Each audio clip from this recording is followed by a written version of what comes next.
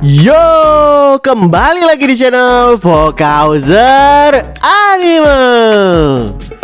Jadi kali ini kita akan kembali ngelanjutin alur cerita dari Pure ya guys ya. Namun sebelum kita memulai videonya lebih jauh, bagi kawan-kawan yang mau traktirin kopi untuk membantu channel ini agar bisa terus up to date setiap harinya, maka link traktirannya ada di deskripsi di bawah. Oke lah, jadi tanpa berlama-lama lagi langsung aja kita mulai alur cerita kali ini. Di part sebelumnya, langkah Pio di Gunung Cheongjong langsung disambut oleh barisan penjaga ketat keluarga Jin. Namun di tempat pengepungan pasukan yang mencegatnya itu, perhatian Pio justru teralihkan oleh kemunculan seorang wanita misterius. Sosok yang wajahnya membangkitkan ingatan tentang mendiang Jin Kyomwoo.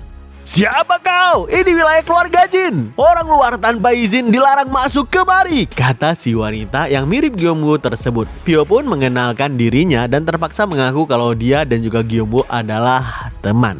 Saat si wanita merasa heran dan nanya, "Kok bisa Pio temenan dengan orang bodoh seperti itu?" Pio pun bilang, "Orang bodoh katamu?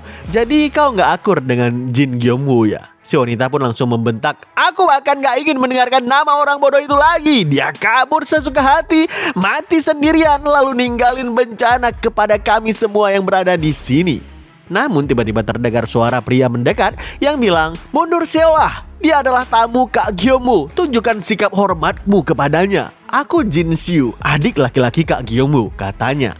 Dia bertemu dengan seorang teman menarik di Sichuan ya. Pio akhirnya turun dari kudanya, mengaku cuma menghabiskan waktu sekitaran 1 bulan bersama dengan Gyomwoo. Kadang lamanya waktu nggak selalu menentukan kedalaman ikatan persahabatan. Dan ini adik bungsu kami, Jin Seolah. Dia orang yang paling sayang kepada kakak kami sebenarnya. Makanya dia yang paling terguncang saat kematian Gyomwoo. Mohon dimaklumi jika sikapnya agak kasar, kata Jin Siu kepada Pio. Meski ucapan itu membuat sang adik bungsu sangat kesal, sehingga dia pun cabut duluan dari sana, ketidaksopannya nggak dipermasalahkan oleh Pio sendiri. Usai meminta Pio mengizinkannya memanggilnya sebagai kakak juga, Jin Siu pun mengajak Pio untuk masuk ke kediaman mereka. Sementara itu di komplek kediaman Sekte Udang, terlihat Sang Jin yang mewakili beberapa bawahannya meminta berkali-kali kepada ketua sekte untuk menghukum mereka. Mereka udah gagal menjalankan misi dalam merebut kembali buku pusaka mereka yang hilang. Ngelihat Sang Jin begitu serius meminta hukuman, padahal menurutnya gagal merebut kembali demonic life force Qigong belum pantas untuk mendapatkan sebuah hukuman. Ketua sekte pun bilang dalam hati, Sang Jin udah mandek bertahun-tahun, mungkin inilah saatnya memberikannya waktu untuk berkembang di masa depan. Makanya ketua sekte bilang dengan tegas, "Baiklah Sang Jin, jatuhi hukuman 1 tahun latihan menghadap dinding, bawa Seven Sword dan pergi ke aula pertapaan sekarang juga." Usai Sang Jin dan beberapa bawahan yang menerima hukuman itu dengan penuh dedikasi cabut dari sana, tiba-tiba seorang pengawal mendekati ketua sekte dan bilang, "Ketua sekte, tamu dari Manor Rain Sword telah tiba." Begitu tamu yang dimaksud itu menghadap, dia pun mengenalkan dirinya dengan hormat. Jang Hyo Hyeon dari Manor Rain Sword memberikan hormat kepada ketua sekte Cheongjin. "Selamat datang pewaris tertua Manor Rain Sword yang datang sendirian kemari," balas Cheongjin dengan hormat juga. Jang pun meminta maaf karena adiknya udah menimbulkan keributan di Udang, sekaligus menyampaikan terima kasih karena udah menemukan jasadnya. Tapi kemudian Jang pun juga bilang dengan wajah yang serius, "Meski ini permintaan yang memalukan, aku juga ingin tahu informasi tentang orang yang melakukan itu kepada adikku Mu Yeon." Mendengarkan itu, Cheongjin terdiam sejenak dan dia bilang dalam hati, "Jang Hyo Hyeon, orang yang katanya menyembunyikan ketakutan di balik senyumannya yang lembut. Ternyata benar, dia nggak akan mundur sebelum mendapatkan jawaban yang dia inginkan." Makanya Cheongjin pun memberikan jawaban yang netral. "Aku gak menyangka tamu hari ini semuanya merepotkan. Tapi jujur aku juga gak tahu banyak tentang orang yang menghabisi adikmu itu. Yang bisa kupastikan hanya satu, tujuannya adalah Provinsi Hanam." Usai mendengar itu, Jang pun langsung berterima kasih dan pamit dari Cheongjin. Gak lupa dia bilang ke bawahannya untuk mengirimkan permintaan ke Sekte Hao guna mencari orang di Hanam yang udah menghabisi adiknya itu. Ngelihat keseriusan Jang yang mau balas dendam kepada Pio, Cheongjin sendiri cuma bisa menghela napas. Terkadang takdir berdarah yang lagi-lagi akan terjadi. Kita kembali ke Pyo yang saat ini sedang duduk di kediaman keluarga Jin, menikmati teh sambil ditemani mentari senja yang hampir terbenam. Ngerasa Seolah dari tadi menatapnya sambil sembunyi-sembunyi, Pyo pun bilang kepada adik bungsu, "Kalau kau nggak berniat menghabisiku, sebaiknya jangan mendekat seperti itu. Bisa menimbulkan kesalahpahaman di sini." Seolah yang sebenarnya tsundere segera mendekati Pyo dan dia bilang, "Jadi kau benar-benar temannya orang bodoh itu ya? Aku nggak pernah dengar kalau orang bodoh itu punya teman sepertimu." Pyo menjawab dengan santai, "Aku juga nggak pernah dengar kalau dia punya adik yang sama bodohnya seperti dia." Spontan Seolah langsung marah-marah dan berdiri di samping Pyo sehingga Pyo pun ngelanjutin, "Kalau itu aja yang ingin kau katakan, pergilah berlatih bela dirimu itu. Dan jangan menghalangi sinar matahari." Tapi tiba-tiba Seolah meneteskan air mata sampai jatuh ke meja tempat Pyo duduk itu. Ego sunderenya seketika runtuh, digantikan oleh rasa kangen dan sayang kepada Jim Gyeom-woo yang telah tiada. Demi mengisi kekosongan hatinya atas kematian sang kakak, Seolah pun bilang sambil terisak-isak, "Ceritakan padaku, apa aja ceritakan padaku sesuatu tentang orang bodoh itu." Ngelir air mata dari seorang bocah tentunya membuat Pyo sedikit iba. Makanya dia pun mulai cerita kisah pertemuannya yang pertama kali dengan Jim Gyeom-woo dan beberapa waktu yang dia habiskan dengan Gyeom-woo sendiri. Selagi Pyo cerita di lantai 2 keluarga Jin, Jin Soo sendiri saat ini sedang berada di bawah untuk menyambut tamu dari keluarga cabang Jin yang datang dari jauh. Saat Jin Soo merasa lega dengan kedatangan keluarga cabang yang bisa membantunya menjaga pertahanan, tiba-tiba dia tersentak karena mendengar suara gelegak tawa dari adik bungsunya itu. Spontan Jin Soo langsung melirik ke lantai 2 dan dia bilang dalam hati, "Seolah kah?" Ngelihat Seolah bisa tertawa lepas kembali setelah sekian lama, Jin Soo segera menyusul ke lantai 2 untuk mendengarkan cerita Pyo yang membuat adik bungsunya itu nggak berhenti tertawa. Pyo pun mengulangi lagi ceritanya dari awal, mulai dari pertemuan pertamanya dengan Gyeom-woo, kematian So Hyang oleh rekan Gyeom-woo yang bernama Pyong, berjalan bersama dengan Gyeom-woo menyusuri gunung salju, membantai para sekte Thunder yang keji hingga duel mereka sebelum perpisahan. Cerita yang berlangsung sampai dengan malam itu membuat Jin Soo tersenyum karena kakaknya ini beneran memiliki sahabat yang sangat berharga. Keesokan paginya di Snowblade Manor, terlihat Master Snowblade yang bernama Seol Gang Yeon. Dia merasa senang mendapatkan laporan kalau banyak orang yang sedang berkumpul di keluarga Jin, karena itu adalah perlawanan terakhir mereka. Saat Gang Yeon nanya kepada kepala pelayan Snowblade Manor yang bernama Liul terkait proses perekrutan ahli martial art, Liul pun ngejawab kalau semuanya berjalan dengan lancar, nggak ada yang perlu dikhawatirkan juga. Jika kepala pelayan yang mengatakan demikian, maka itu pasti benar. Hari ketika kita merebut kembali tanah leluhur kita akhirnya nggak jauh lagi. Kita akan mengusir keluarga Jin yang khianat itu dan sekali lagi menancapkan panji kita di puncak gunung Jeongjeon ini, kata Gang Yeon sambil tersenyum melicik penuh dengan ambisi. Kita kembali ke kediaman keluarga Jin. Jin Soo cerita pada Pyo kalau kakeknya yang bernama Jin Wol-yong saat ini sedang sakit. Dia udah manggil para tabib terkenal tapi belum ada yang bisa menentukan penyebabnya. Katanya kasus penyakit sang kakek adalah yang pertama bagi para tabib-tabib yang datang itu. Jin Soo sadar sekarang belum ada pengobatan yang jelas, tapi dia yakin kakeknya akan membaik seiring dengan berjalannya waktu. Dengan senyum optimis, Jin Soo bilang cabang-cabang terkait juga udah kembali. Aku udah mengirimkan pesan kepada orang-orang yang punya koneksi denganku. Keluarga Jin gak akan runtuh cuma karena ini. Kepercayaan rakyat kepada kami masih belum hilang. Dalam beberapa hari aja akan ada banyak orang yang berkumpul sampai-sampai gak ada tempat untuk berdiri di sini. Mendengarkan itu, Pyo pun jadi tahu kalau situasi keluarga Jin saat ini sedang dalam posisi yang sulit. Jujur dia terkesan dengan adiknya Jin Gyeom-woo ini yang gak berputus asa dalam menghadapi situasi sulit seperti ini. Tiba-tiba seorang pengawal pun datang untuk mengabari kedatangan tamu dari asosiasi Golden Heaven. Seketika tamu yang dimaksud langsung mendatangi Jin Soo yang membuat dia tersentak karena udah lama gak berjumpa. "Saudara Wol, kenapa kau bisa sampai di sini?" tanya Jin Soo keheranan. Saudara Wol yang datang bersama dengan dua rekannya pun ngejawab, "Kabar soal situasi keluarga Jin datang terlambat kepadaku. Jadi aku baru bisa datang sekarang ini. Tapi aku kesini atas keputusanku sendiri. Sayangnya asosiasi akan sulit menawarkan bantuannya." Setelahnya, saudara Wol mengenalkan kedua rekannya yang bernama Oh Yoo Jang dan Yuk Samyong yang kebetulan juga teman dekat Jin Gyung-woo. Kehadapan Jin Siyu, Oh Yoo Jang mengaku kalau Gyung-woo udah seperti cahaya yang membimbingnya. Jadi dia menyesal datang terlambat seperti ini. Aku akan berusaha sekeras mungkin untuk bisa membantu keluarga Jin, kata Jugang yang langsung disambut antusias oleh Jin Siyu. Ngelihat ada pria asing yang gak dia kenal, saudara Wol pun nanya siapa orang yang berada di samping Jin Siyu itu. Jin Siyu pun mengenalkan Pyo Wol dengan panggilan kakak. Lalu membalas mengenalkan Nam Gung Wol dari asosiasi Sucheon kepada Pyo. Usai saling berkenalan di mana Pyo menyebut dirinya berasal dari Chengdu, seketika Nam Gung Wol merasa tegang dan dia bilang dalam hati, pria ini dia bukan martial artis biasa.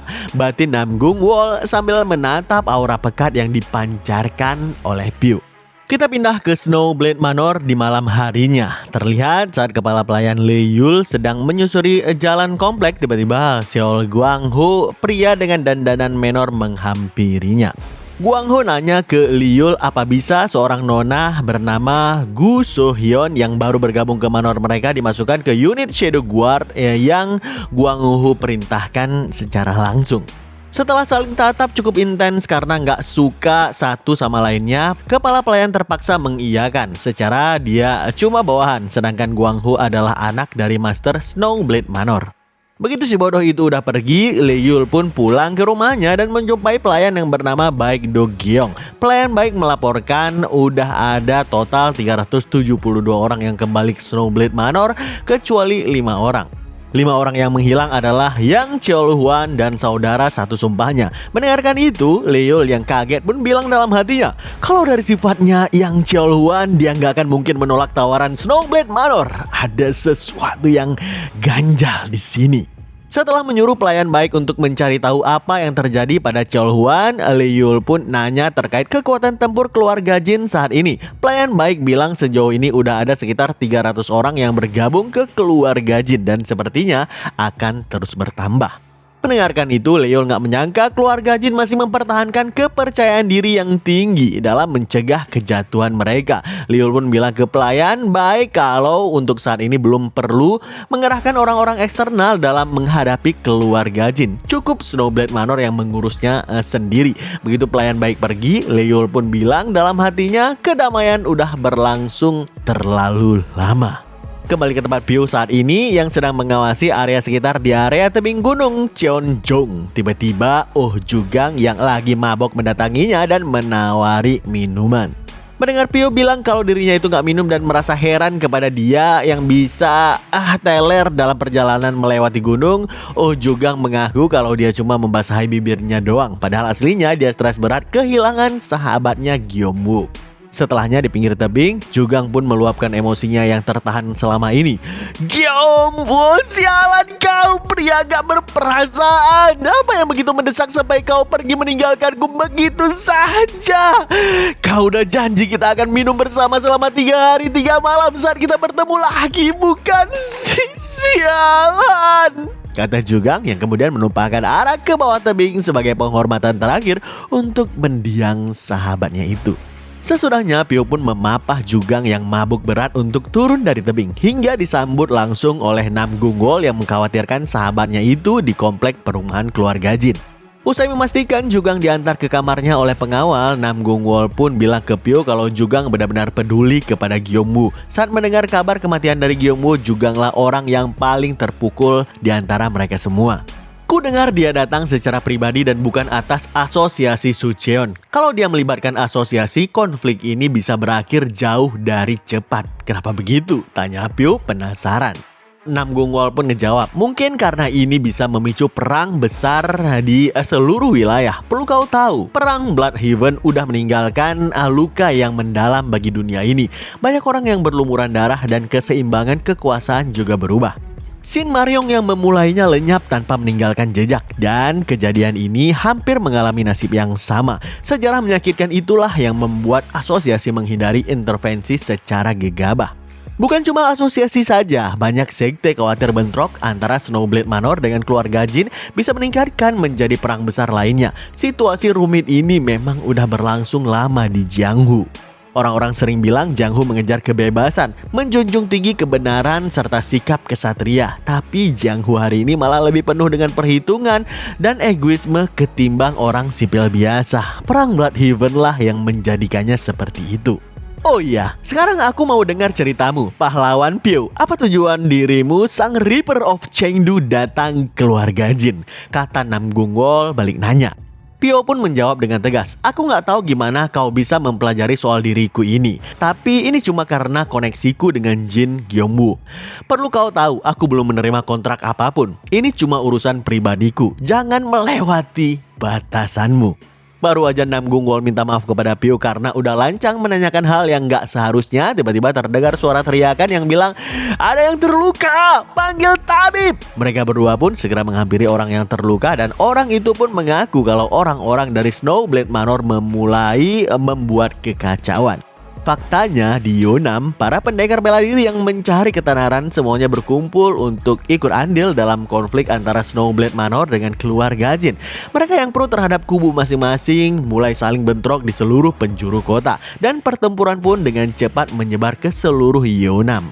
Dalam waktu singkat, ada lebih dari 70 orang yang terluka di pihak pendekar yang pro kepada keluarga Jin, di mana saat ini mereka semua dirawat di komplek perumahan keluarga yang mereka bela.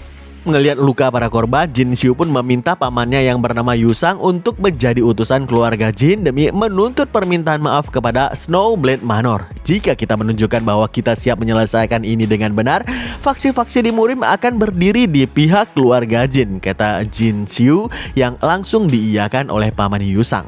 Setelahnya Jin Xiu pun menghela napas panjang sambil membayangkan andai kakaknya itu masih hidup, apa situasi kritis seperti ini bakal lebih mudah untuk dilalui. Dan ketika ngelihat ada Pio di dekat sana, seketika Jin Xiu pun tersenyum dan dia bilang dalam hati, sekarang aku paham kenapa kakak ingin berteman dengannya.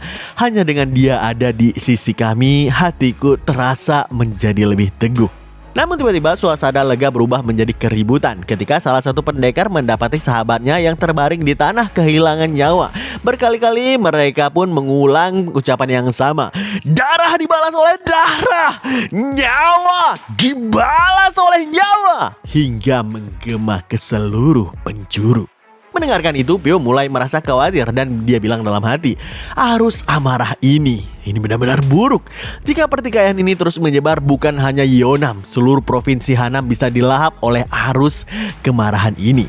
Gak berselang lama, paman Yusang yang pergi ke Snowblade Manor sebelumnya kembali dalam keadaan cedera ke keluarga Jin. Begitu Jin Xiu menghampiri si paman dan nanya dengan panik, apa yang terjadi paman? Bahkan setelah pergi sebagai utusan pun mereka tetap menyerang.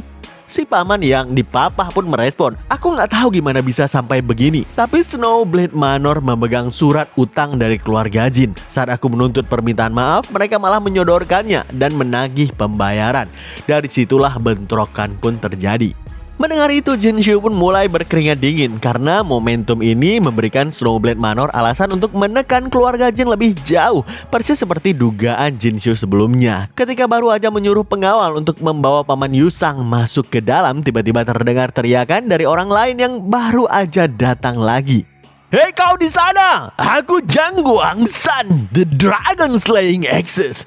Dan ini adalah istriku, Sao Qion, the Mystic Witch. Kami datang untuk menagih uang yang keluarga Jin hutang kepada kami.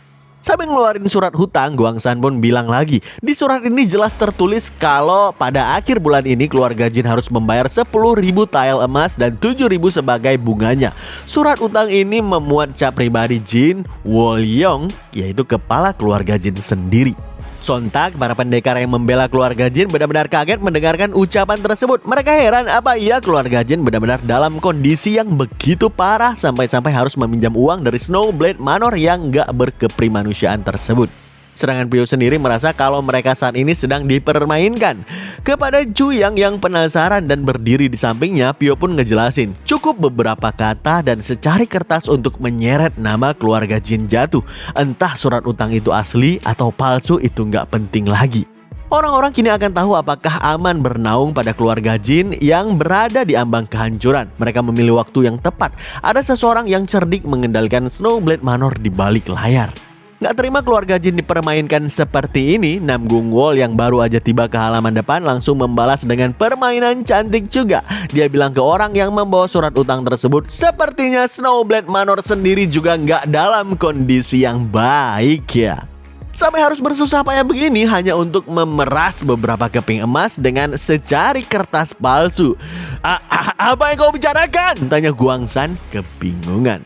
Sambil menunjukkan kertas lain di tangannya, Nam Gungwol pun merespon, ini adalah voucher 20.000 tile yang diterbitkan keluarga Jin. Jika utangnya 10.000 dan bunganya 7.000 berarti tersisa 3.000 lagi.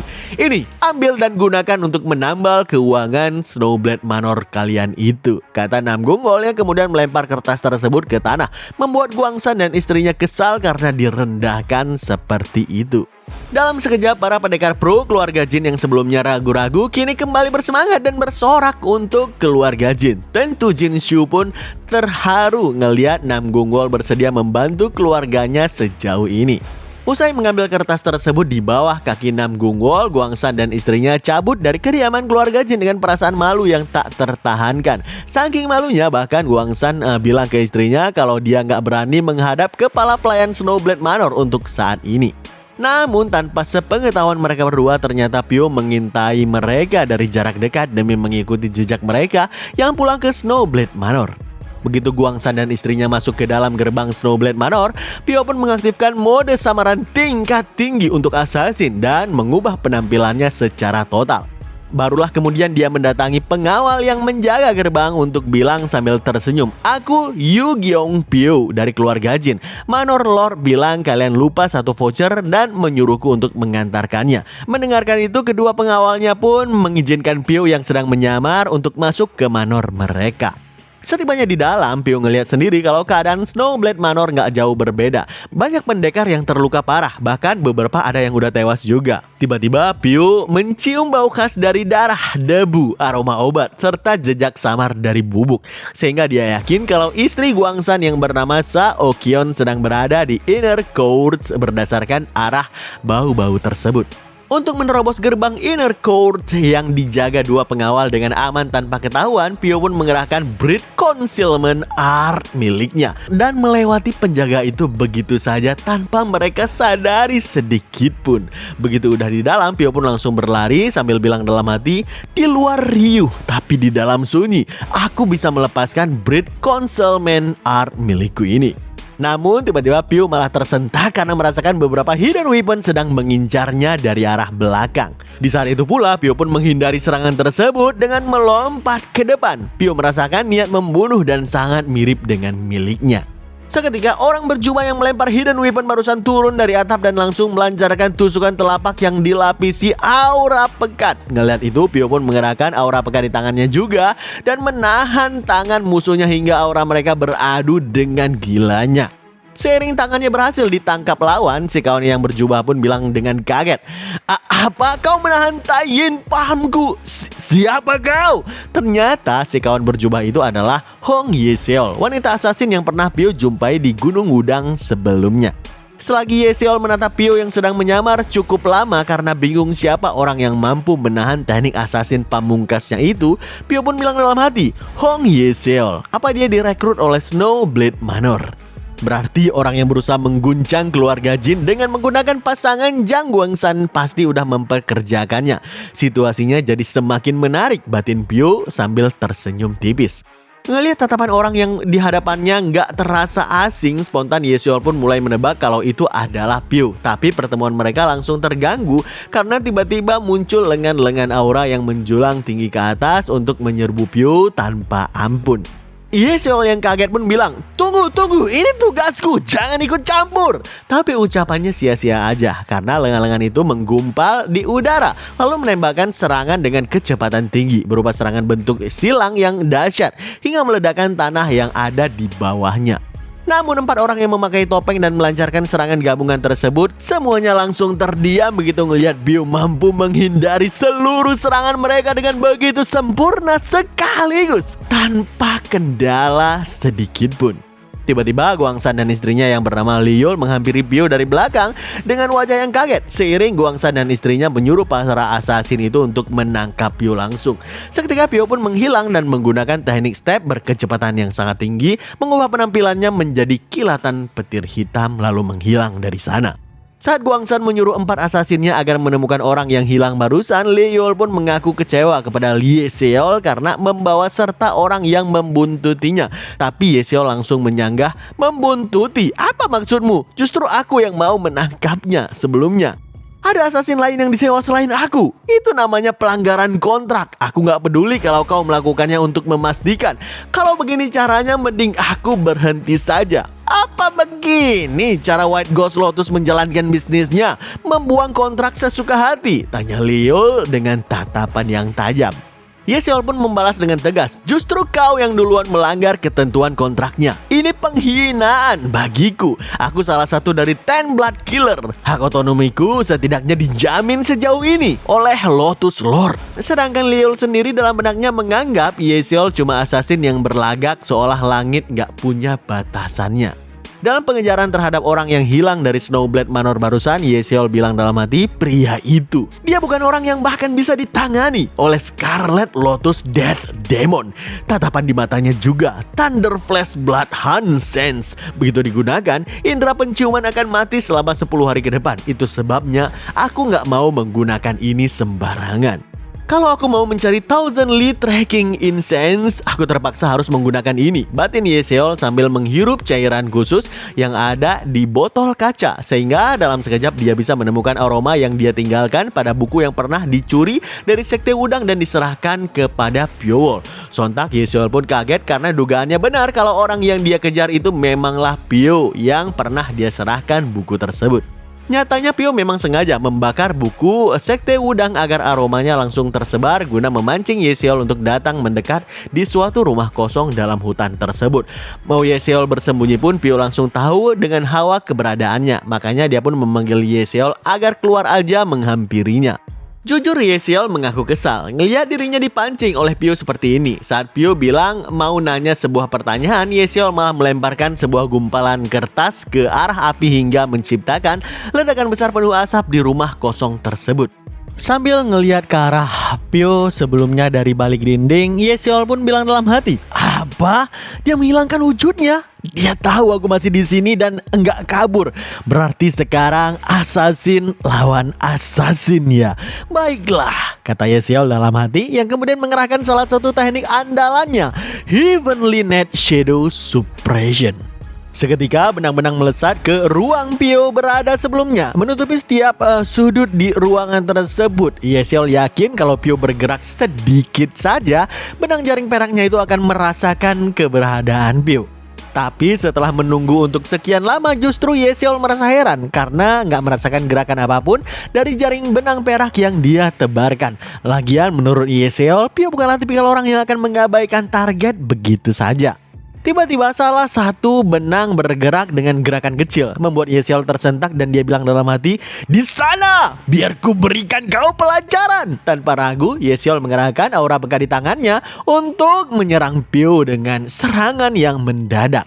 Tapi alih-alih menemukan Pyo di sana, secara senyap tiba-tiba Pyo udah berada di belakang Ye Seol, melemparkan dagger sampai menancap di bahu belakangnya yang membuat assassin itu kesakitan.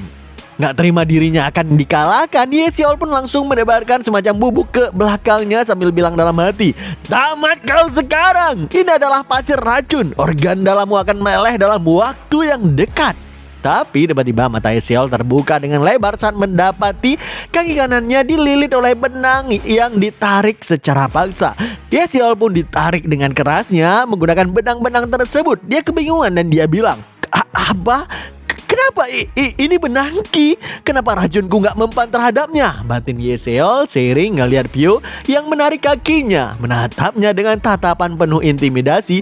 Di dalam kegelapan ruangan tersebut yang terlihat hanyalah mata Pyo, mata seorang assassin sejati dengan menggunakan daggernya.